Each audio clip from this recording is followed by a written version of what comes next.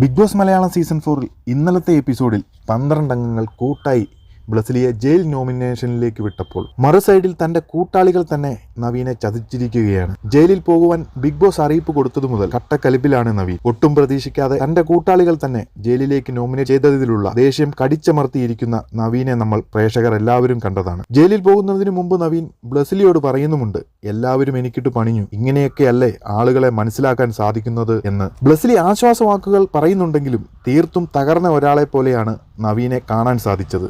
എന്നാൽ ഓഷ്യാനിക് മീഡിയയുടെ അഭിപ്രായത്തിൽ ഇങ്ങനെയൊരു അവസ്ഥ നവീനു വന്നാൽ മാത്രമേ കാര്യങ്ങൾക്ക് ഒരു ക്ലാരിറ്റി ഉണ്ടാകൂ. കൂടെയുള്ളവർ തന്നെ ഒരു സാഹചര്യം വന്നാൽ തങ്ങൾക്ക് നേരെ തിരിയും എന്നതിനൊരു ഉദാഹരണമാണ് നവീൻ. ഇതിൽ നവീൻ മനസ്സിലാക്കാത്ത ഒരു കാര്യം എന്നത് കൂടെയുള്ളവർ എന്ന് പറഞ്ഞാലും ഇവരിൽ പലരും തരം കിട്ടിയാൽ നവീനെതിരെ തിരിയും. ലക്ഷ്മിപ്രിയ, സുചിത്ര, ധന്യ ഇവരൊക്കെ പലപ്പോഴായി നവീനെതിരെ സംസാരിക്കുന്നത് നമ്മളൊക്കെ കണ്ടിട്ടുള്ളതാണ്. എന്നാൽ പരസ്യമായ ഒരു നീക്കം നടത്തുന്നില്ല എന്ന് മാത്രം. എന്തൊക്കെയായാലും ജയിലിലേക്ക് പോകാൻ തങ്ങളെക്കാൾ കൂടുതൽ അർഹതയുള്ളവർ അവിടെ ഉണ്ടെന്നും പ്രേക്ഷകരെ പോലെ തന്നെ ഇവർക്കും അറിയാം. അങ്ങനെ നോക്കുമ്പോൾ ഈ ഒരു ജയിൽവാസം ഒരു ശുദ്ധി കലശത്തിന് വഴിതെളിക്കട്ടെ. പ്രത്യേകിച്ച് നവീൻ എന്ന കണ്ടസ്റ്റന്റിന് ബിഗ് ബോസ് ഹൗസിലെ ഇത്രയും ദിവസം ഒന്ന് വിലയിരുത്താനും കൂടെയുള്ളവരെ ഒന്ന് മനസ്സിലാക്കാനും തൻ്റെ പാളിച്ചകൾ തിരിച്ചറിഞ്ഞ് അവിടെ നിന്നും ഇറങ്ങുമ്പോൾ പുതിയൊരു ഗെയിം സ്ട്രാറ്റജിയുമായി വരാൻ സാധിക്കട്ടെ നവീന്.